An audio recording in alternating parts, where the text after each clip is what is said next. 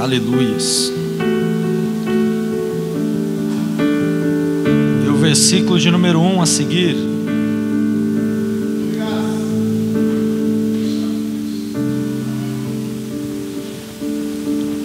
Todos encontraram?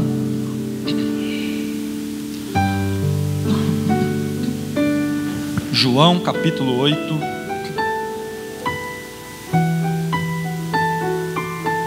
Versículo de número 1 a seguir, diz assim a palavra do Senhor. Mas Jesus foi para o Monte das Oliveiras. De manhã cedo, apareceu de novo no templo, e todo o povo se reuniu em volta dele, e ele se assentou para os ensinar. Os escribas e fariseus trouxeram a Jesus uma mulher apanhada em adultério. Puseram-na de pé no meio do grupo e disseram a Jesus: Mestre, esta mulher foi apanhada em adultério. A lei nos ordenou, Moisés, que tais mulheres sejam apedrejadas. Ora, o que dizes? Eles usavam esta pergunta como uma armadilha para tentarem de alguma maneira acusá-lo. Mas Jesus se inclinou e começou a escrever na terra com o dedo. Como insistissem na pergunta, ele se endireitou e disse: Aquele que dentre vós está sem pecado, seja o primeiro a lhe atirar uma pedra. Inclinando-se novamente, escrevia na terra.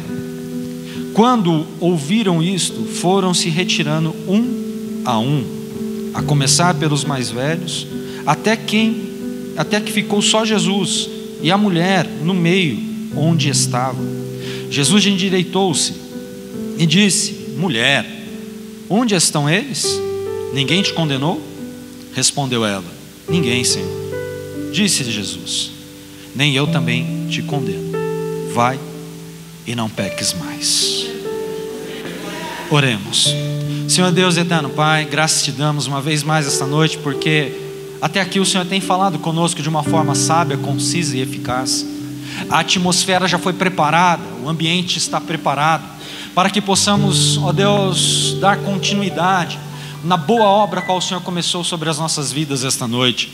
Que esta noite seja um divisor de águas, que o Senhor possa levar a nossa mente cativa ao Senhor de Cristo, e que o Senhor venha fazer, Senhor Jesus, não aquilo que queremos, mas a Tua vontade, porque a Tua vontade ela é boa, perfeita e agradável. Sê conosco, fale conosco, e te daremos sempre toda a honra, a glória, o louvor e a adoração, pois assim oramos em nome de Jesus. Amém. Glória a Deus. Tome o seu assento glorificando ao Senhor. Amém.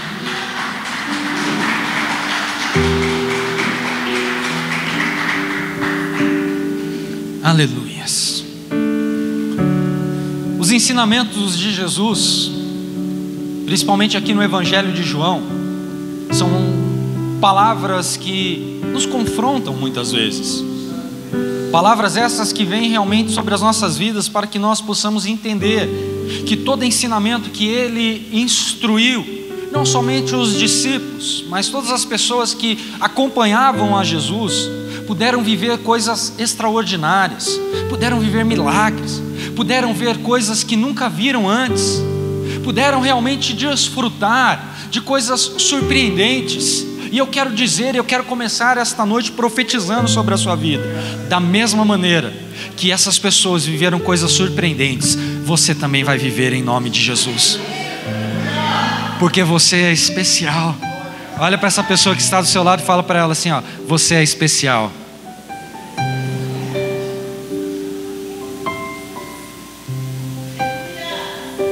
Será que é especial mesmo?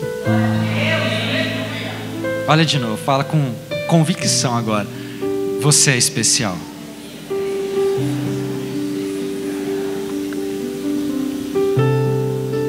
Imagina comigo, desenha comigo uma história.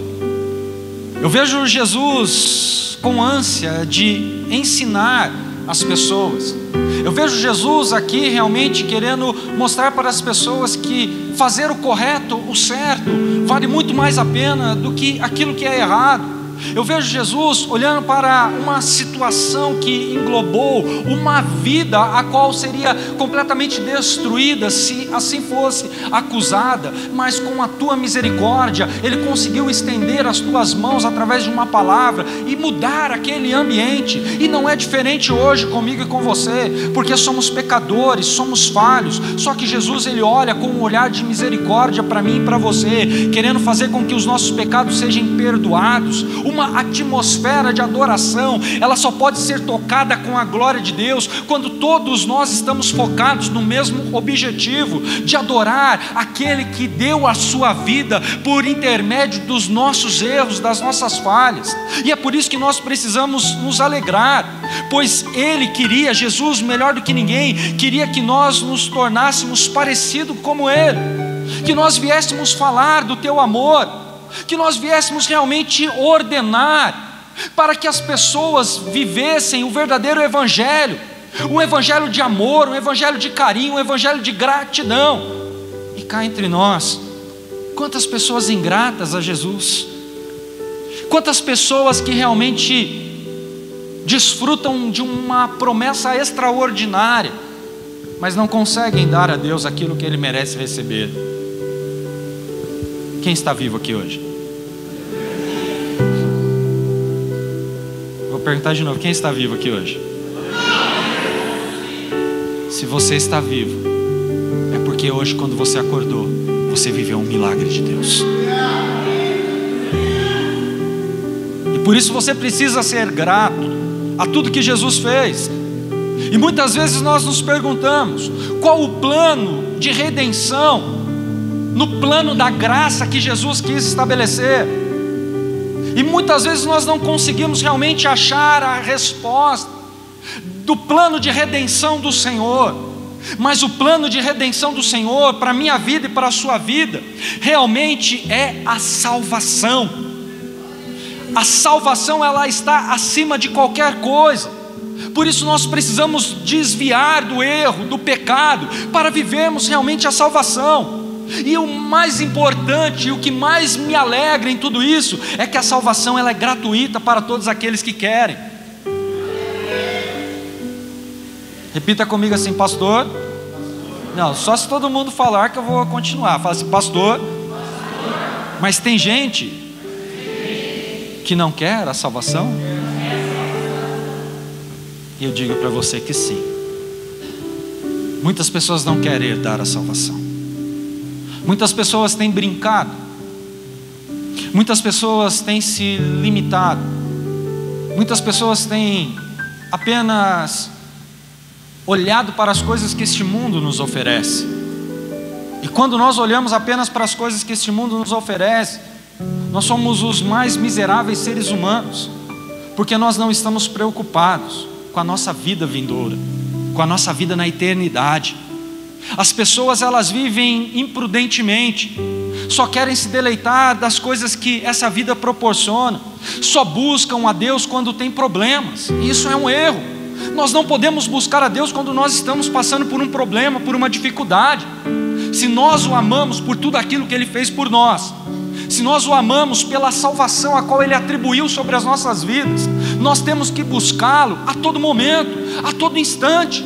Não dá para buscar a Deus somente quando eu estou passando por um problema, por uma dificuldade, porque se eu sou uma pessoa como essa, que só busca a Deus quando o problema bate à minha porta, eu não estou sendo grato ao Senhor.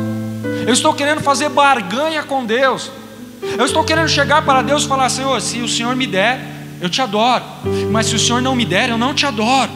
Isso é um erro que tem envolvido a humanidade, ao ponto da humanidade olhar apenas para o seu umbigo e esquecer que existe uma pessoa que através do seu amor e da sua misericórdia esvaziou-se da sua forma divina para se fazer homem, para se fazer pecador por mim e por você, para olhar para a minha vida e para a sua vida cheia de falhas, de erro, falar, eu vou morrer por eles para que eles possam ter a minha graça derramada sobre a vida deles. Só que as pessoas têm buscado a Deus de uma maneira superficial, não buscam mais a Deus de uma maneira fervorosa. não buscam mais a Deus na beleza da sua intimidade. Nós precisamos mudar essa chave. Nós precisamos de um inversor para poder inverter realmente o nosso foco e entender o verdadeiro plano de Deus. Eu lembro que quando eu comecei a minha caminhada com Cristo, as pessoas que estavam ao meu lado e eu também, nós tínhamos sede de buscá-lo, de aprender. Nós queríamos relacionar, nós queríamos ver Deus. As pessoas falavam até para nós, mas a Bíblia diz que aquele que ver ao Senhor vai morrer. Eu falava assim: glória a Deus, se eu ver Deus eu quero morrer, porque eu vou estar na glória, eu vou ver a glória dele. Só a irmã Érica que entendeu. Eu quero dizer para você que quando você realmente tem essa conexão com Deus, como eu preguei aqui, não sei se foi domingo passado ou outro culto, mas Deus não perde o contato conosco em nenhum momento. Quando Moisés quis ver a glória de Deus, Deus colocou na fenda da rocha, Deus colocou as mãos sobre os olhos de Moisés e falou: você verá somente as minhas costas, porque se veres a minha face, morrerá. Só que Moisés estava passando por um problema, ele estava passando por uma adversidade, mas mesmo assim ele ainda viu uma faísca da glória de Deus e resplandeceu a tua presença, ao ponto das pessoas olharem para ele quando ele descia o monte. Falou: Moisés, tampe o seu rosto com véu, porque nós não conseguimos ver. Sabe por quê? Porque a intimidade, o contato, você chegar perto de Deus faz com que você realmente seja uma pessoa diferente, faz com que as pessoas olhem para você e vejam Cristo na sua vida. O Espírito Santo, ele está aqui no nosso meio, olhando para você esta noite, querendo te levantar, querendo fazer com que você venha se alegrar, querendo mostrar para você que ele está no controle de todas as coisas. Só que você fica aí oprimindo a sua adoração. Deus está falando para mim, para você esta noite: abre o teu coração de uma vez por todas, porque eu tenho muito mais a entregar a você. Você precisa querer. Nós precisamos ter sede e ser participativo com a presença do Espírito Santo. Não dá para viver uma vida engessada. Não dá apenas para ver a glória descer num lugar, em outro ambiente, e nós não participarmos dela. Nós não podemos nos limitar, porque aquele que limita não permite o agir de Deus. Quem aqui tem erro? Eu estou levantando a minha mão porque eu tenho. Quem aqui tem erro? Todos nós temos. E nesses versículos que nós lemos, nós vemos Jesus falar de uma mulher que foi pega em adultério. Que erro mais horrível era esse. Um erro que a lei, ela estabelecia que a pessoa que era pega em adultério, ela deveria ser apedrejada até a morte. Imagina comigo se nos dias de hoje continuasse dessa forma. Uma pessoa pega em adultério, ela precisava ser apedrejada até morrer. Olha que morte horrível. Imagina todos nós pegando a pedra, vendo uma pessoa e ter que arremessar uma pedra para poder matar aquela pessoa. Só que hoje nós vivemos um tempo onde essas coisas não acontecem, onde nós não vemos as coisas acontecerem. Só que aqui nesse caso, ela teria realmente que ser apedrejada, porque a lei ordenava tais práticas, e elas precisavam ser cumpridas. Lá em Levíticos, no capítulo 20, não precisa abrir, vai estar aqui no telão, se você quiser acompanhar. Levíticos 20, capítulo 20, versículo 10, a palavra do Senhor diz: se um homem cometer adultério com uma mulher, com a mulher de seu próximo, ambos, o adúltero e a adúltera, certamente serão mortos. E os escribas e fariseus, eles chegam diante de Jesus, e eles começam a falar para Jesus: Senhor, Jesus, nós lemos no início, Jesus ele estava ali perto do templo, assentou-se diante de uma multidão, ele estava ensinando as pessoas, talvez falando as bem-aventuranças: bem-aventurados que choram, porque serão consolados. Bem-aventurados os pobres, porque herdarão o reino dos céus. Talvez Jesus estava ali ensinando aquelas pessoas. E os escribas e fariseus, eles chegam diante de Jesus trazendo uma mulher pega em adultério, e chegam diante daquela multidão. E quando a multidão vê, detalhe, todo mundo se aquieta, todo mundo começa a se dispersar e olhar para aqueles homens que ali estavam. arrastando aquela mulher, colocando-a de joelhos no chão, e aquela mulher toda envergonhada, com seus cabelos caídos ao chão, não conseguia nem olhar para Jesus. E os escribas falam para Jesus, querendo apanhá-lo, como nós lemos, em alguma falha para poder matar a Jesus. Chegam diante de Jesus e falam para ele: Senhor, mestre, esta mulher foi pega em adultério. A lei diz que tais práticas precisam ser cumpridas e ela precisa ser apedrejada. O que dizes? O que o Senhor fará? Porque tu és mestre.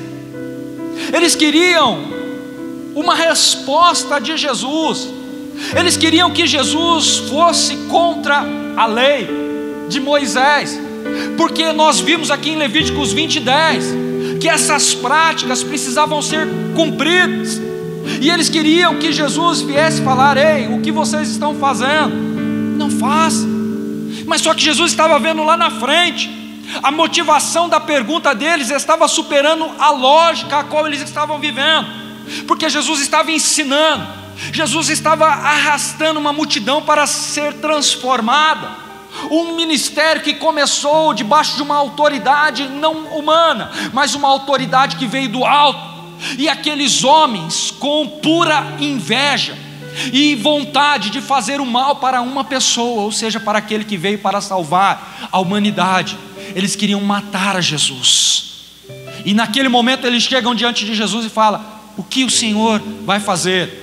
Só que Jesus, sabendo qual era a motivação deles, Jesus diz, ele começa a escrever na terra, ele começa a escrever: adúltero, adúltero, adúltero, adúltero, adúltero.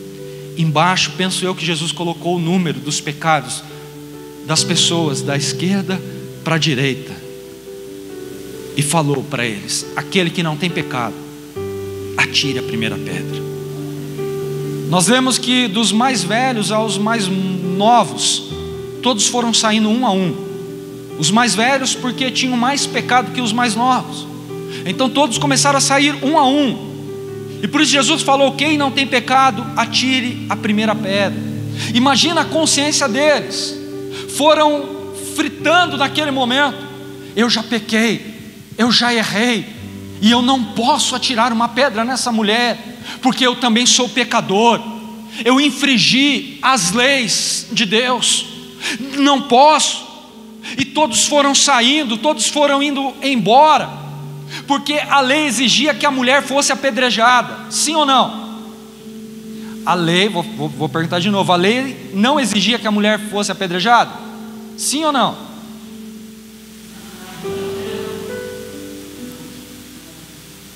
Lembra lá Levíticos? Põe no telão de novo, Eric, por favor, Levíticos 20, versículo 10, ó. Olha lá: também o homem que adulterar com a mulher de outro, havendo adulterado com a mulher do seu próximo, certamente morrerá, o adúltero e a adúltera. Agora vou perguntar de novo: a mulher que foi pega em adultério, ela tinha que ser apedrejada? Sim ou não? Sim. Quem acha que sim, levanta a mão. Quem acha que não? Quem está em cima do muro? Deus não tem pacto com aquele que fica em cima do muro. Quem fica cocheteando entre dois pensamentos: ou serve a Deus ou não serve, tá? Então nós não podemos ficar em cima do muro, tá? Ela tinha que ser apedrejada. Era lei, era uma ordem. Na perspectiva da lei, era um crime de punição. Ela estava ali para ser punida, ela foi pega em adultério, ela precisava ser apedrejada. Agora eu quero fazer outra pergunta para você: Jesus tinha pecado?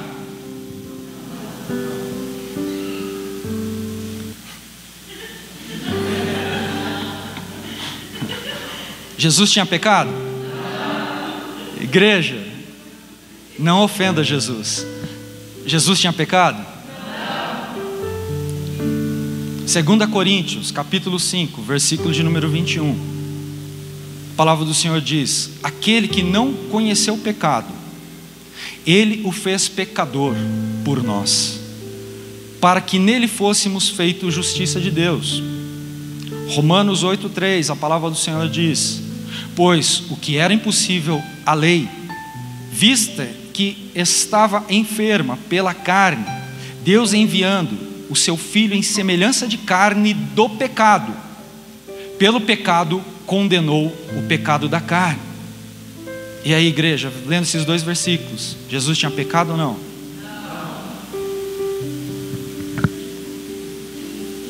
Abra comigo a sua Bíblia, lá em João.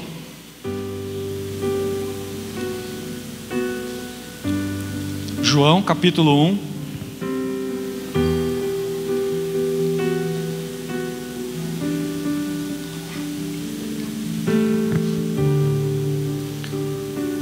E o versículo de número 1 a seguir está escrito assim: no princípio era o Verbo, e o Verbo estava com Deus, e o Verbo era Deus. Ele estava no princípio com Deus. Todas as coisas foram feitas por meio dele, e sem ele nada do que foi feito se fez. O Verbo então ele se faz carne. A palavra do Senhor fala aqui em João que no princípio ele era o Verbo, e o Verbo estava com Deus, e o Verbo era Deus. E antes de tudo acontecer, Jesus já tinha determinado todas as coisas. O Espírito Santo trouxe a semente sobre Maria, para que Jesus não carregasse a semente pecaminosa que nós carregamos. Porque se ele houvesse nascido de uma relação de um homem com uma mulher, o pecado já estava sobre ele. Mas pelo intermédio do Espírito Santo de Deus, Jesus, ele nasceu e morreu sem pecar. Ele não pecou em momento algum na sua trajetória. Pastor, mas a Bíblia fala lá em Hebreus, no capítulo 4, versículo 15, o seguinte versículo: pois não temos um sumo sacerdote que não possa compadecer-se das nossas fraquezas, porém um que, como nós, em tudo foi tentado, mas sem pecado suportou todas as coisas. Ou seja, ele suportou todas as coisas. Ele não carregou o pecado. Repita comigo: isto é incontestável. Jesus, diga, Jesus não tinha pecado.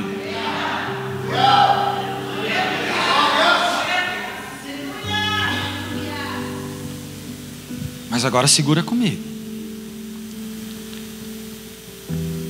A lei não diz, a lei não exige naquele momento que Jesus atire a pedra. Porque se uma mulher foi pega em adultério, e na lei está escrito que se tais práticas fossem feitas, ela precisaria ser condenada, ela precisaria ser apedrejada. Sim ou não? Sim. E Jesus cumpriu a lei?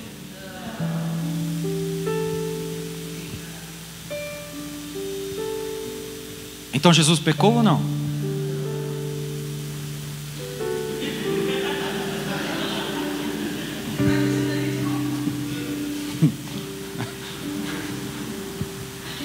Jesus pecou ou não? Só que a lei está falando que nós precisamos cumprir. Imagina comigo, as 613 leis estão estabelecidas sobre nossas vidas aqui hoje, as leis do Antigo Testamento. E a lei está falando que se nós pegarmos a pessoa em tal prática, nós precisamos apedrejar. E se nós não cumprir, nós somos réu. E aí? Nós somos pecadores porque nós não cumprimos a lei. Jesus pecou ou não? Eu quero conflitar a sua mente essa noite. Eu quero fazer os seus neurônios fritarem. 1 João, capítulo 3, versículo 4 diz: todo aquele que comete pecado transgride a lei, pois o pecado é transgressão da lei. Ou seja, todo aquele que transgride a lei comete pecado. E se nós transgredimos a lei, não é pecado? Jesus não apedrejou, ele transgrediu a lei. Ele pecou ou não?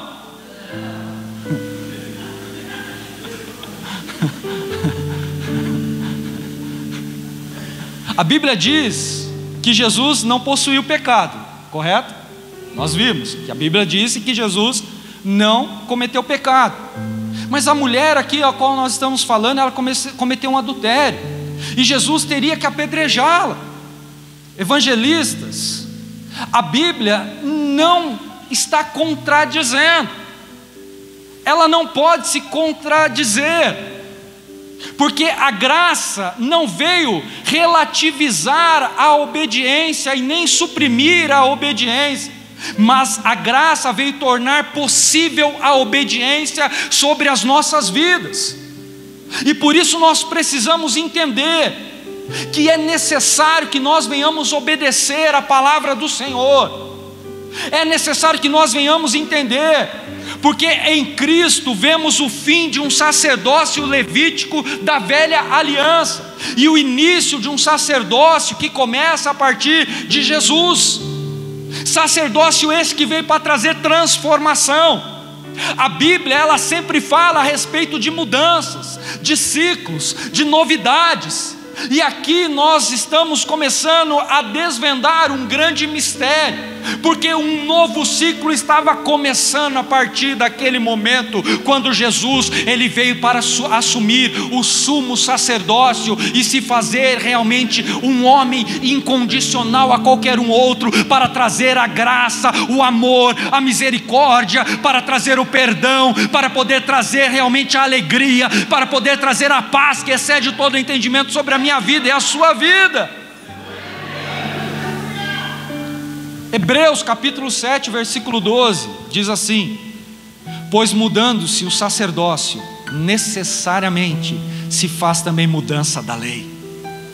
Vou parar de pregar, você não entendeu o que eu estou falando. Vou repetir de novo a palavra do Senhor aqui. Hebreus capítulo 7, versículo 12. A palavra do Senhor diz assim: pois mudando-se o sacerdócio, necessariamente se faz também mudança da lei. O quê?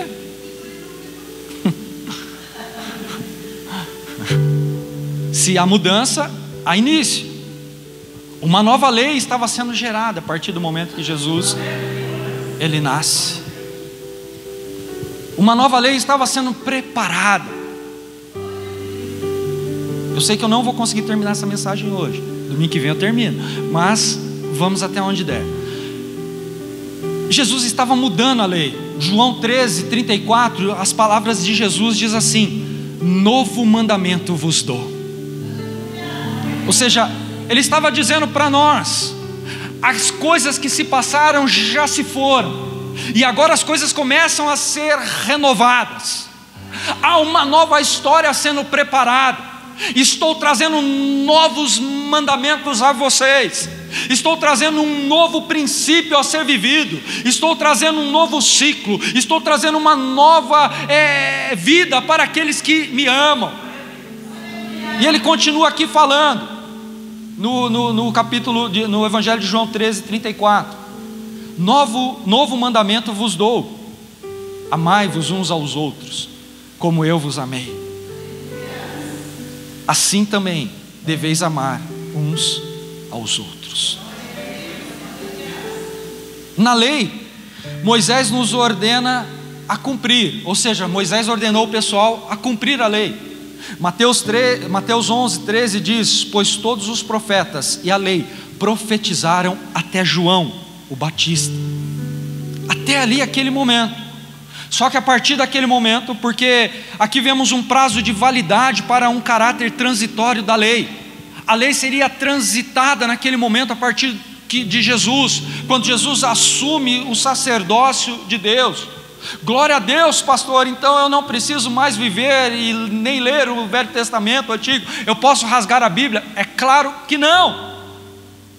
Você não pode fazer isso. Mas muitas pessoas acham que o Antigo Testamento já se foi, nós não podemos viver aquilo. A própria palavra do Senhor diz, através da boca de Paulo: tudo quanto foi escrito foi para o nosso conhecimento. E se tudo que está na Bíblia é escrito é para o nosso conhecimento, é para que nós venhamos viver uma vida abençoada.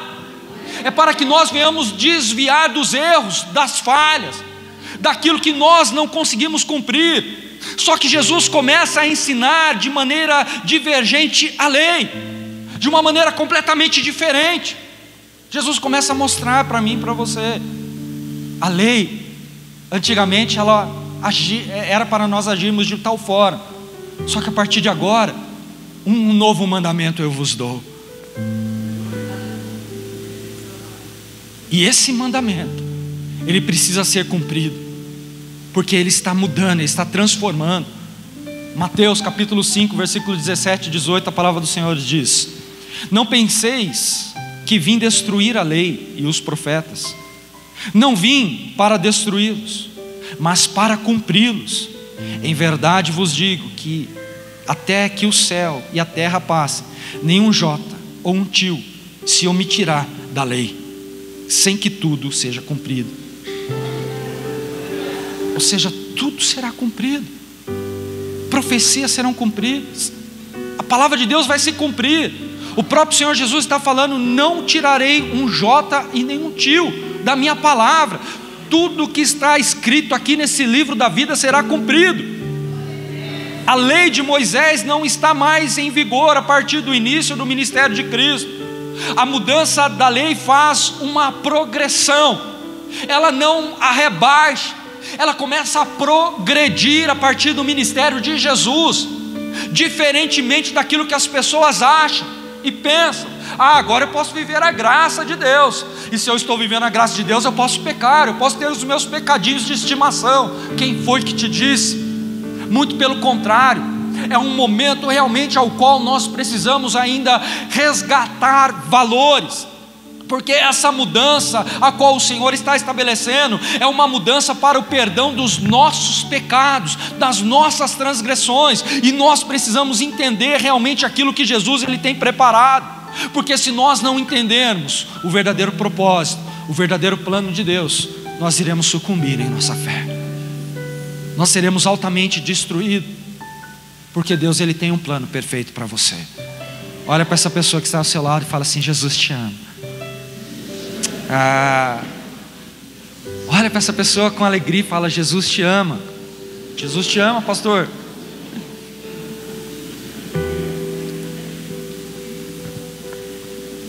Jesus tem um plano perfeito para você.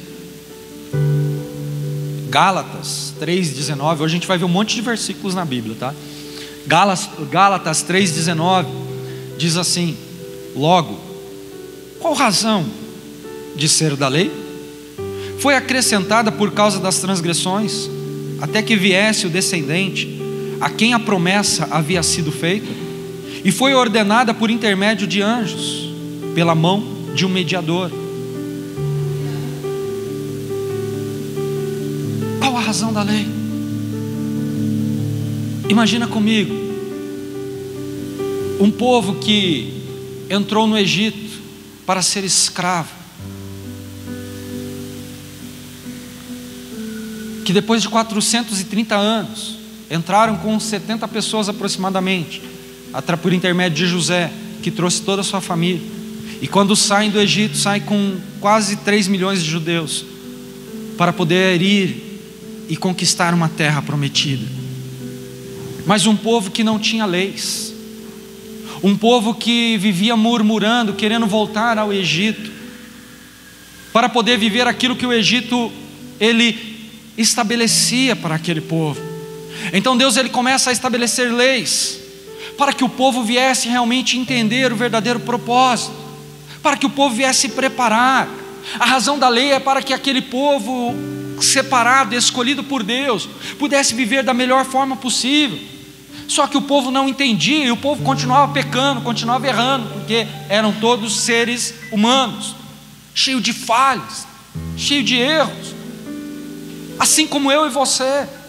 E Jesus ele olhou para nós e sabia que nós não conseguiríamos cumprir as leis, nós não conseguiríamos cumprir aquilo a qual Deus determinou, porque se aquelas pessoas que estavam ainda mais próximo de Deus, que vivenciaram milagres extraordinários, não conseguiam respeitar e obedecer a lei, imagina eu e você hoje. seremos sucumbidos, destruídos. Mas a razão foi para acrescentar a transgressão que estávamos vivendo, para que nós pudéssemos realmente viver uma vida de obediência naquilo que Deus estabeleceu. Hebreus 8, capítulo 8, versículo 12 e 13, a palavra do Senhor diz: pois serei misericordioso para com suas iniquidades, e de seus pecados, de suas iniquidades, não me lembrarei mais, dizendo: nova aliança. Ele tornou antiquada a primeira. Ora, aquilo que se torna antiquado, se torna envelhecido, perto está de desaparecer. E hoje em dia, o que me entristece é que eu vejo pessoas realmente querendo atualizar a Bíblia. O que me entristece é ver pessoas criando heresias, dogmas humanos, falíveis, que se limitam a uma adoração verdadeira.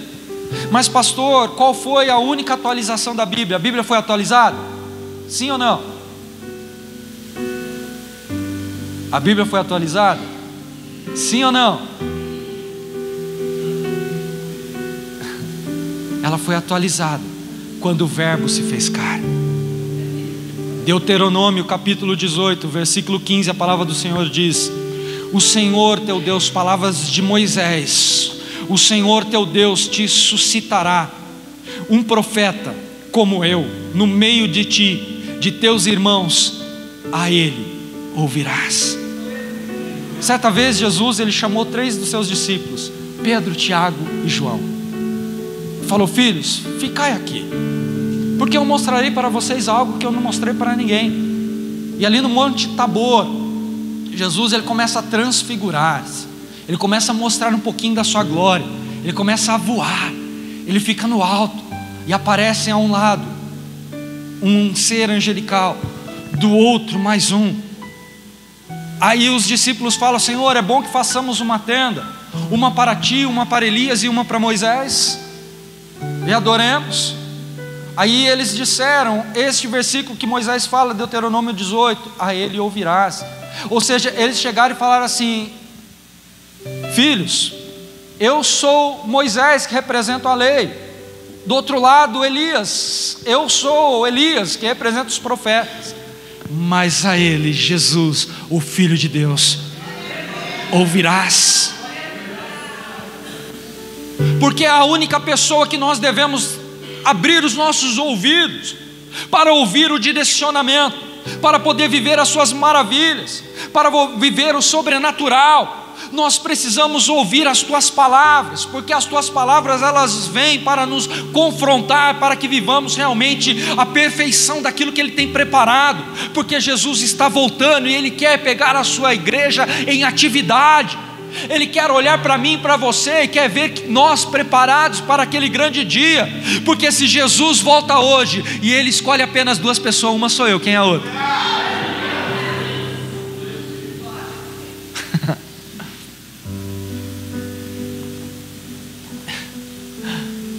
Ou seja, nós precisamos subir. Números 12, 6 diz assim: Ele disse: ouvi agora as minhas palavras. Se entre vós há profeta, eu, o Senhor, em visão, a ele me farei conhecer, ou em sonho falarei com ele. Ele está aqui mostrando o versículo 18, o versículo 15 de Deuteronômio 18: eu farei me conhecer a Moisés. Eu serei aquele que irei transformar, eu serei aquele que mudarei a história da humanidade. Primeiro eu quero dizer para você, a linha de comunicação de Moisés era diferente dos demais, de todos os profetas e discípulos. Ninguém operou milagres como Moisés no Antigo Testamento. Só Moisés foi legislador entre o povo e Deus. Os outros profetas só confrontaram o pecado, anunciaram eventos futuros, livramentos e juízos de Deus. Mas Moisés operou milagres. assim como Jesus, e por isso ele determina ouvir a palavra daquele que se levantará, porque se levantará um profeta no meio de vós. Ele estava apontando neste versículo, tipificando que Jesus viria para poder transformar e fazer grandes milagres, e o maior milagre que Jesus fez foi trazer a salvação para mim e para você. Moisés estava dizendo: mas Deus levantará outro semelhante a mim. Quem é esse outro que Moisés está tipificando, está mostrando? É Jesus. Ele falou: Deus levantará outro semelhante a mim, que fará milagres, prodígios sobrenaturais, coisas que vocês nunca viram antes. Você que está com a sua Bíblia aberta, ainda lá no Evangelho de João, no capítulo 1, e você que está com ela fechada, abra por favor.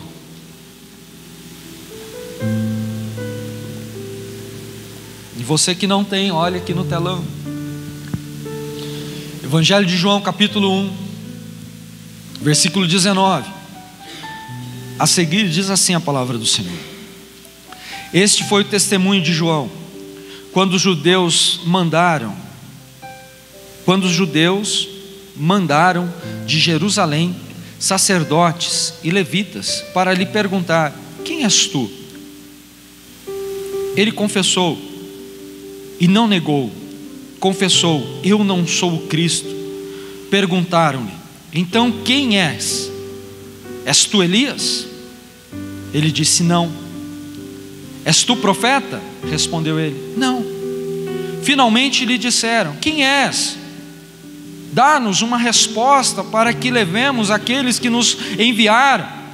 Que dizes de ti mesmo? João respondeu com as palavras do profeta Isaías: eu sou a voz do que clama no deserto, endireitarei o caminho do Senhor. Olha só, as pessoas chegaram para João Batista e perguntaram: tu és o Cristo? Ele olhou para as pessoas: não sou. És Elias? Não sou. És Moisés? Não sou.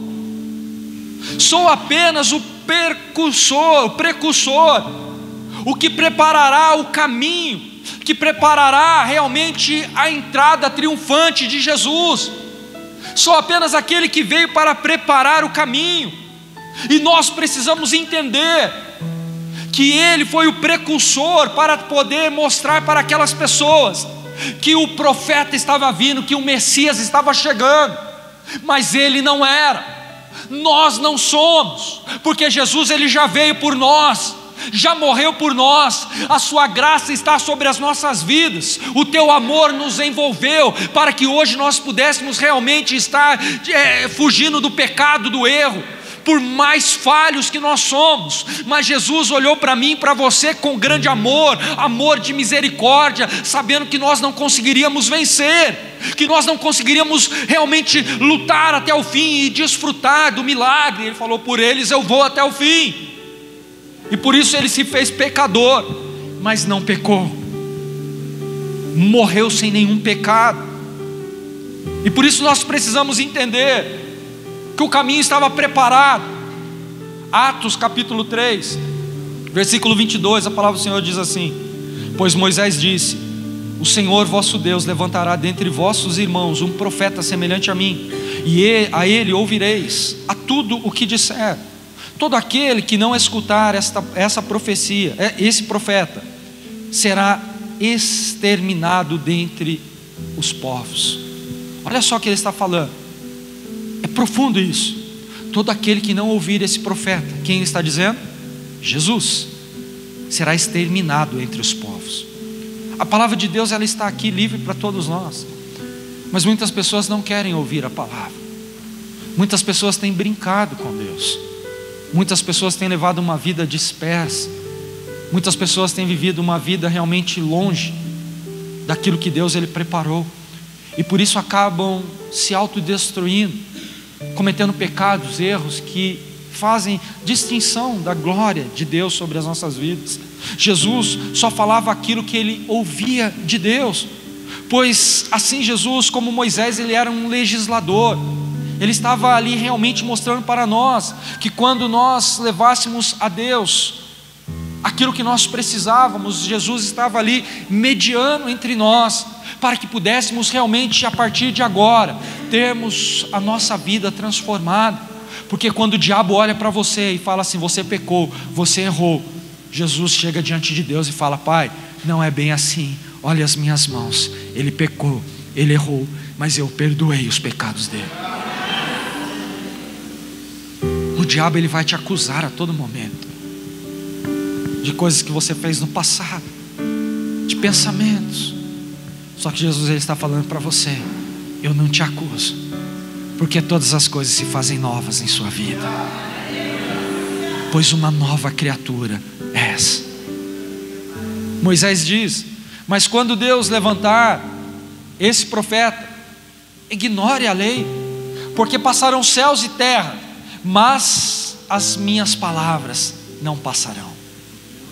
Não haverá outra lei a partir da lei que Jesus estabeleceu. Apenas a graça de Deus sobre nós está derramada.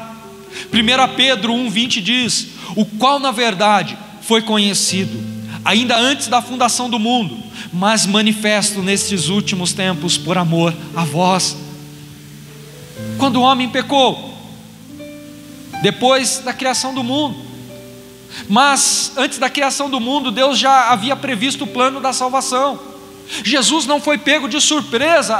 Eu quero dizer para você, Deus, ele sabia da queda do homem.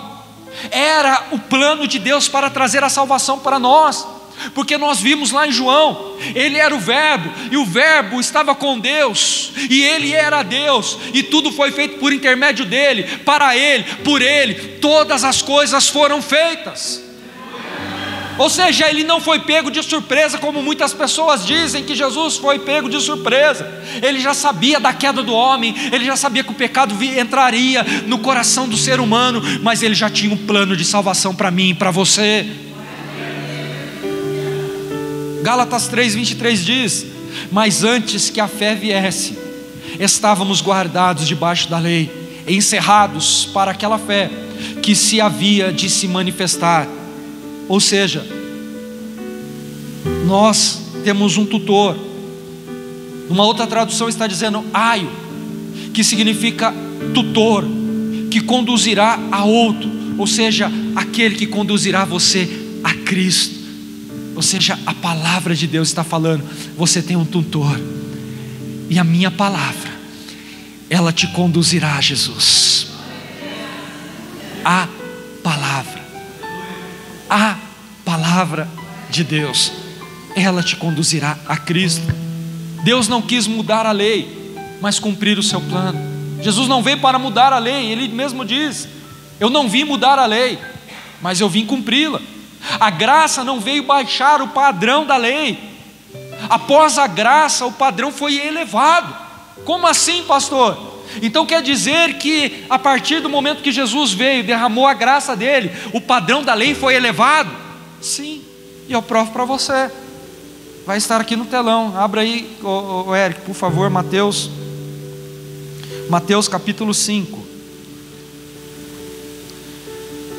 Mateus capítulo de número 5, versículos de número 43 ao 45. A palavra do Senhor diz: ouvistes que foi dito: amarás o teu próximo e odiarás o teu inimigo. Eu, porém, vos digo: amai a vossos inimigos e orai pelos que vos perseguem. Olha aqui para mim, ainda continua com a Bíblia aberta, nós estaremos lendo outros versículos. Você ama seu inimigo? Você ama aqueles que vos perseguem? É fácil? Seja sincero, é fácil? Quando uma pessoa acusa você, aponta a você as suas falhas, talvez, supostamente ditas, e você chegar para ele e amá-lo verdadeiramente, é fácil?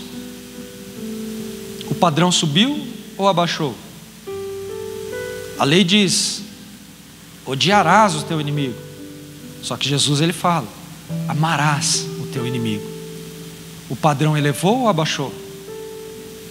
É mais fácil viver a lei ou a graça? Ele continua dizendo aqui, no capítulo 5, versículo 45: para que sejais filhos do vosso Pai, que estais nos céus. Ele faz que seu sol se levante sobre maus e bons, e envia chuva sobre justos e injustos. Se amardes os que vos amam, que recompensa tereis? Não fazem os cobradores de impostos também o mesmo? Olha só o que ele está dizendo. Será que nós estamos realmente vivendo os padrões de Deus?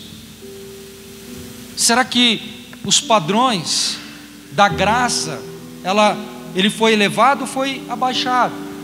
Nós precisamos entender que o homem, ele é incapaz de cumprir padrões. E quando o homem é incapaz de cumprir padrões, ele começa a sofrer. Ele começa a não cumprir aquilo que foi determinado a ele.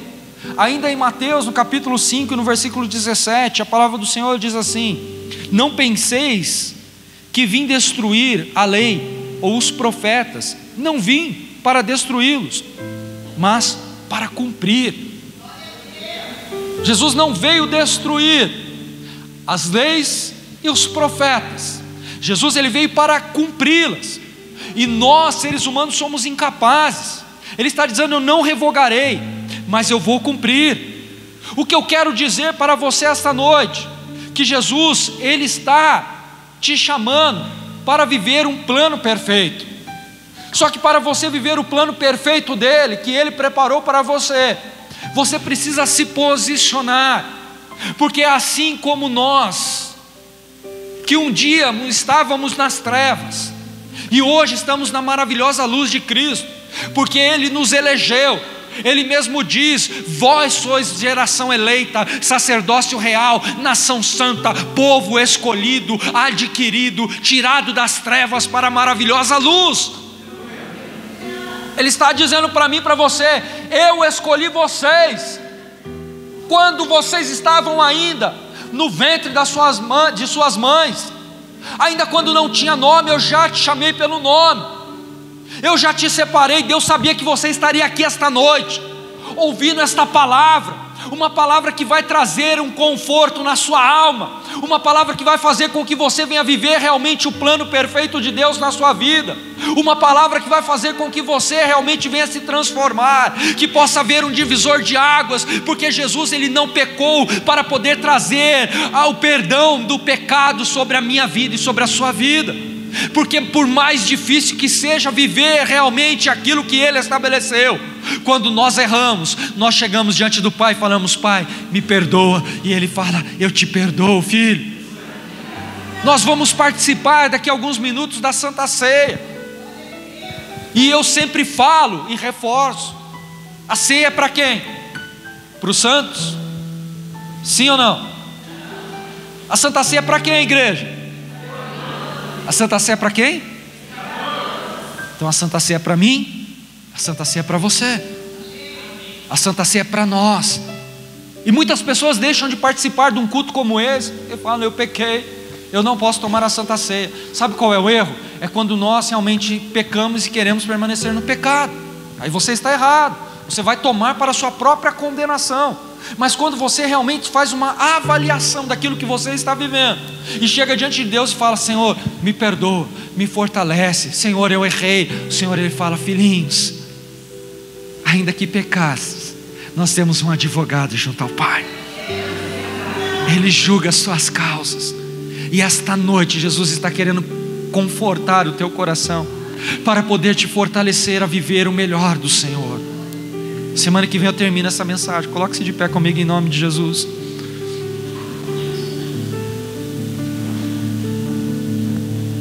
Jesus não pecou. Repita comigo: Jesus não pecou.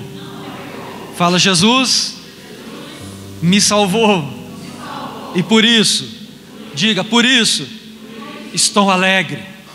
Fala: por isso eu vou participar deste momento de comunhão com o meu Senhor, porque Ele, diga, porque Ele se faz presente no nosso meio. Tem alguém aqui que gostaria de aceitar a Jesus como seu único e suficiente Salvador?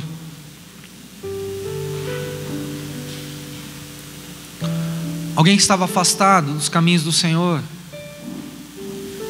e hoje quer voltar? Aleluias. Pode apagar as luzes, por favor. Mais alguém? Mais alguém que gostaria de voltar esta noite aos caminhos do Pai? Jesus é misericordioso e Ele tem o melhor para você. Ele te chama. Você não precisa ter vergonha. Muitas vezes a vergonha te impede de viver novidades. E uma novidade de vida, ela só vai vir sobre a sua vida quando você se posicionar. Você sabe quem você é em Cristo Jesus. Jesus, Ele tem te chamado para um propósito. Jesus, Ele tem te chamado para um plano perfeito. Somos falhos, sim. Pecamos, sim. Só que Jesus, Ele quer que você venha viver o melhor. A Bíblia diz lá em Lucas 12:20: loucos, hoje pedirão a tua alma. O que tens feito? Está muito silêncio aqui no fundo. O que tens feito?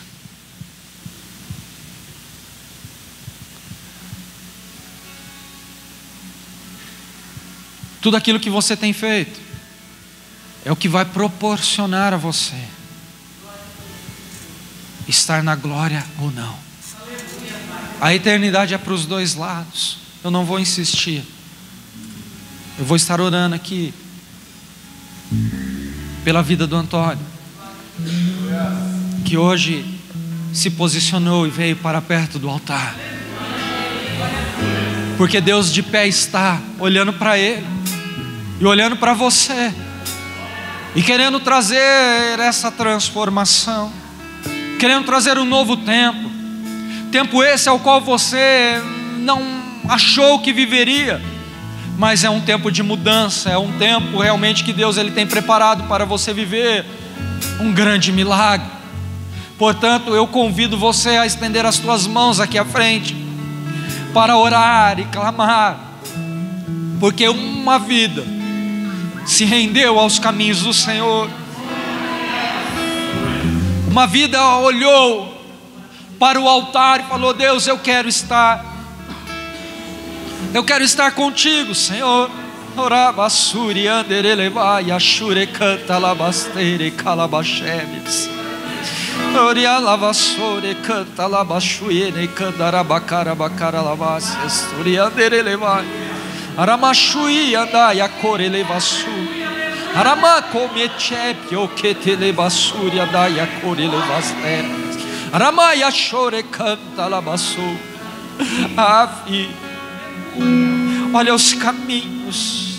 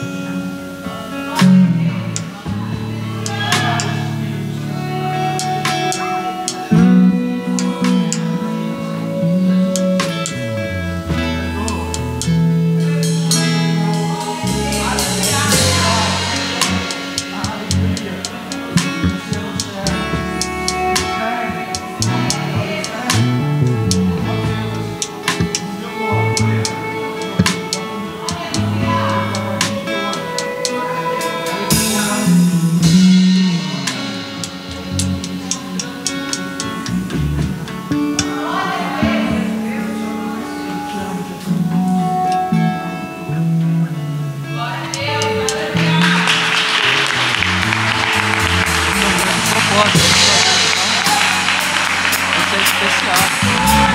Tem uma palavra para falar mais sobre você.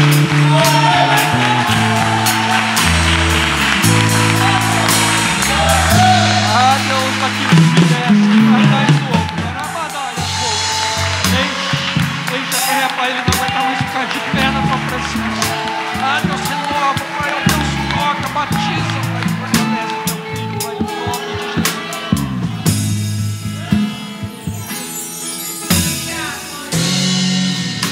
Aleluias. Os oficiais, por favor, venham à frente.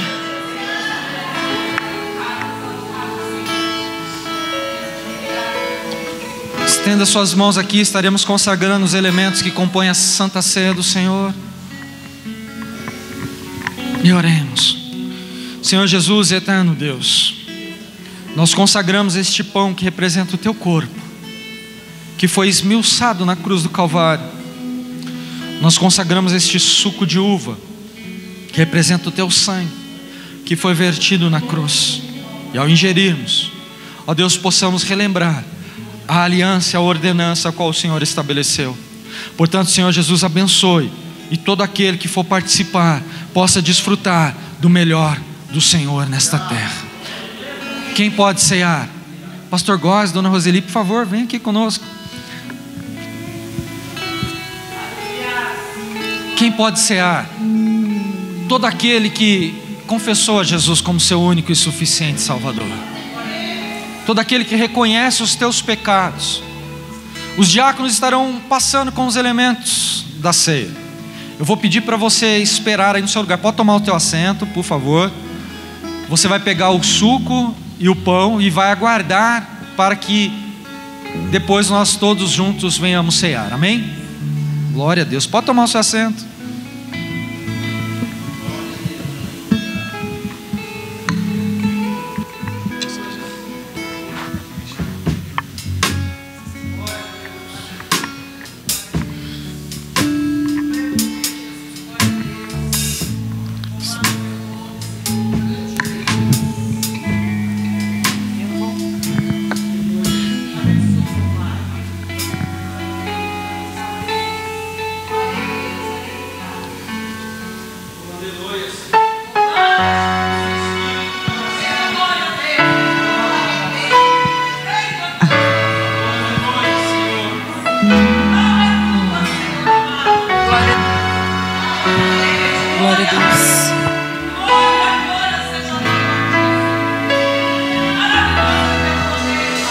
Eu não vou me apegar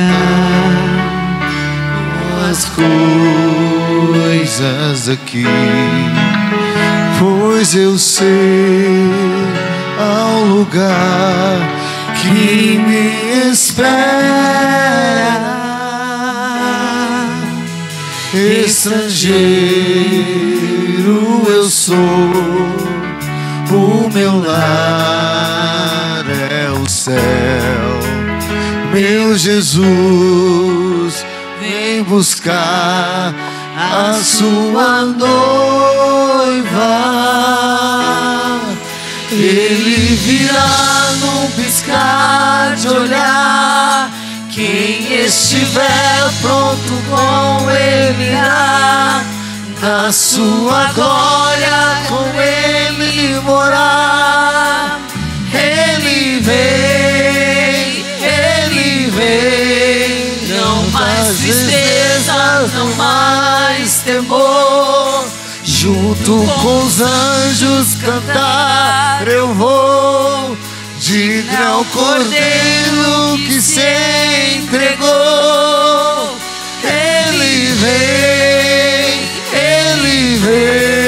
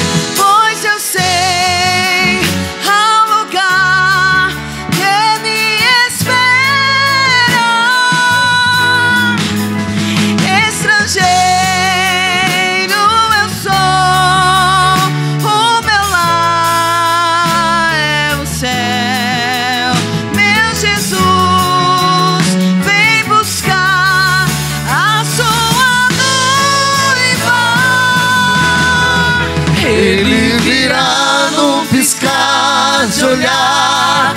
Quem estiver pronto com Ele irá, na sua glória com Ele morar. Ele vem, não mais tristezas, não mais temor. Junto com os anjos cantar eu vou. Digno é o Cordeiro que se entregou. Ele vem. Tu és Senhor, o nosso Deus. Digno tu és de receber todo louvor. Vamos clamar, então vem, então vem. Tu és Senhor, o nosso Deus. Digno tu és de receber todo louvor. Vamos clamar, então vem, então vem. Tu és Senhor, o nosso Deus. Digno tu és de receber todo louvor. Vamos clamar, então vem, então vem. Tu és Senhor, o nosso Deus. Digno tu és de receber todo louvor. Vamos clamar, então vem, então vem. Ele virá num piscar de olhar. Quem estiver pronto com Ele irá, na sua glória com Ele morar. Ele vem, não mais tristeza, não mais temor. Junto com os anjos cantar eu vou. Digno é o Cordeiro que se entregou. Ele vem, Ele vem. Tu és Senhor, o nosso Deus. Digno tu és de receber todo louvor. Vamos clamar, então vem, então vem. Tu és Senhor, o nosso Deus.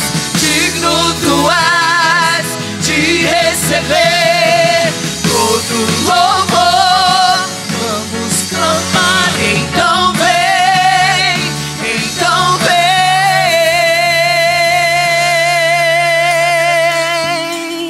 Aleluia. O Rei está voltando. O Coloque-se de pé, Rei igreja, adorando. está voltando. As trombetas está soando. O meu nome a chamar. O Rei está voltando. O Rei está voltando.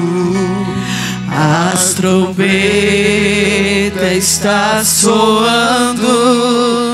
O meu nome. Sim, o Rei.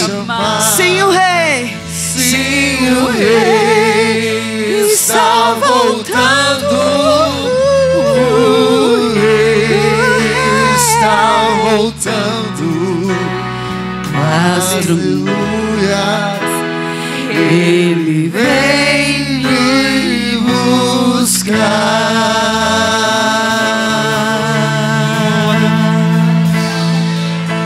Aleluia, Senhor. Obrigado, Jesus. Porque sabemos que o Senhor está voltando. Aramaia, chore, canta, labassore, aderelemas. Oh, Senhor, nós te amamos. Obrigado, Jesus. Obrigado por fazer parte, Pai, deste povo que subirá Obrigado pelo teu amor, obrigado pela tua graça, obrigado pela tua misericórdia. Obrigado, Senhor. Nós te amamos, Jesus. E ajuda-nos, Pai, a sermos semelhante a Ti, para amar,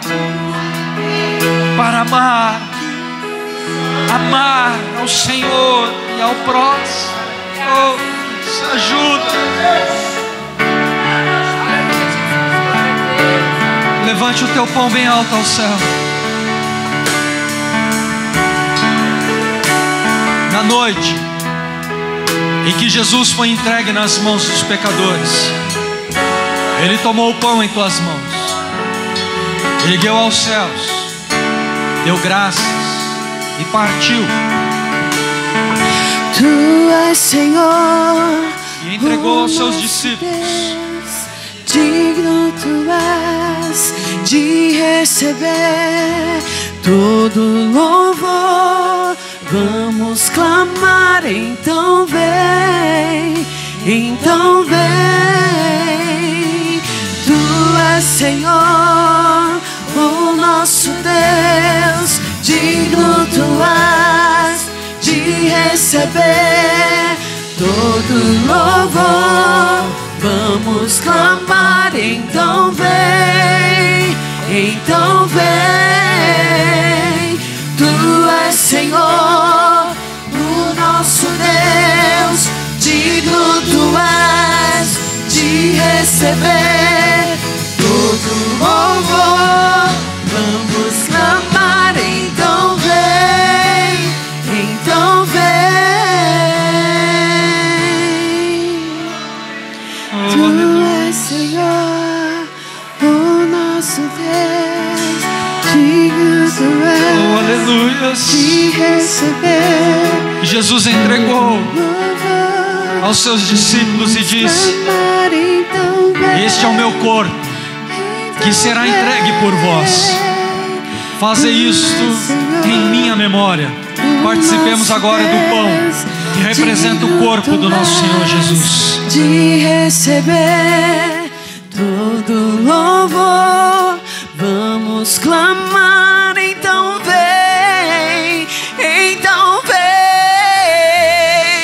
Tu és, Senhor, o nosso Deus. Digno tu és de receber todo louvor. Vamos clamar, então vem, então vem. Tu és, Senhor, o nosso Deus. Digno tu és de receber todo louvor. Vamos clamar, então vem, então vem.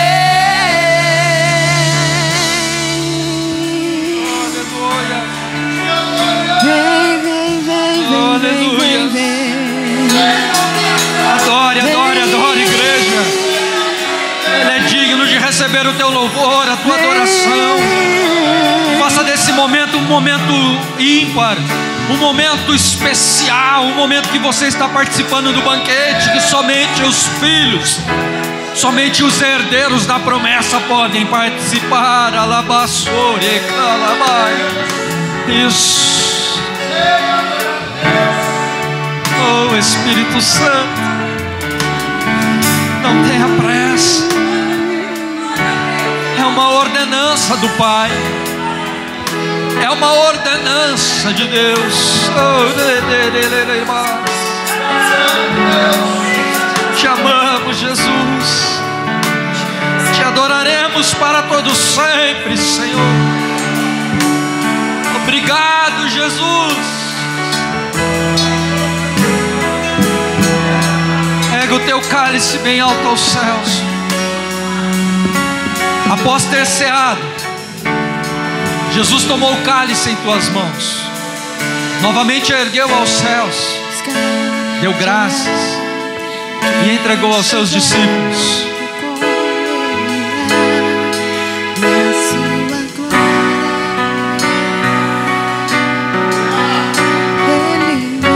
A morte, aonde está a tua vitória? Tragada fostes por Cristo na cruz. Olha só o que Jesus fez por você. Se fez maldito, e o castigo que estava sobre nós, Ele nos deu a paz. Hoje você é uma nova criatura.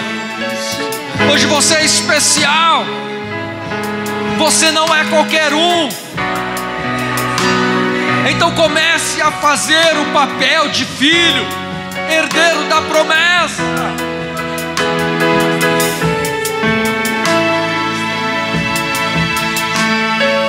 A cultura judaica diz que quando eles preparavam a ceia do Senhor, eles pegavam e colocavam 4 cálices. Eles tomavam um por Abraão, um por Isaac, um por Jacó. O quarto eles iam até os umbrais das portas, como eles saíram do Egito e marcaram os umbrais. E ali eles derramavam e falavam: somente o Messias pode tomar. Naquele dia Jesus, quando estava junto com seus discípulos, Ele tomou os 3 cálices, pegou o quarto, Ele foi até o umbral da porta, no local onde eles estavam ali ceando.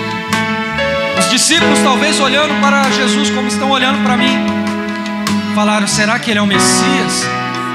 Ou ainda há outro de vir? Aí Jesus vira para eles e fala: eu sou o Cordeiro de Deus. Eu sou aquele que vim para tirar o pecado do mundo. E tomou o cálice que era para nossa condenação, para que hoje nós pudéssemos estar livres, libertos e vivendo uma vida plena na sua presença, para a glória que há de se manifestar sobre os filhos de Deus. Oh!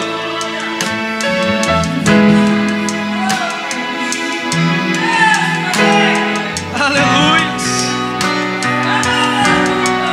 Aleluia, Jesus! Após ter ceado, levantou o cálice aos céus, deu graças, entregou aos seus discípulos e disse: este é o meu sangue, o sangue da nova e eterna aliança, que será derramado por vós. Fazer isto em memória de mim. Participemos agora do suco, que representa o sangue do nosso Senhor Jesus. Num piscar de olhar, quem estiver pronto com Ele irá, na sua glória com Ele morar. Ele vem, não mais tristeza, não mais temor. Junto com os anjos cantar eu vou, diga é o Cordeiro que se entregou.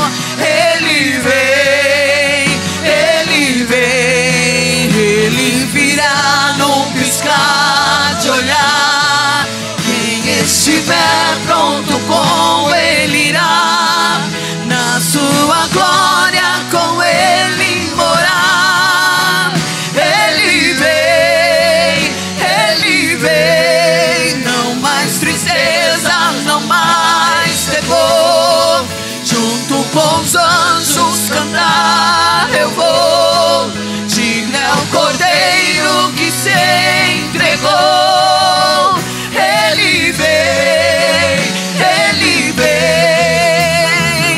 Tu és Senhor, o nosso Deus, digno Tu és de receber todo louvor. Vamos clamar, então vem,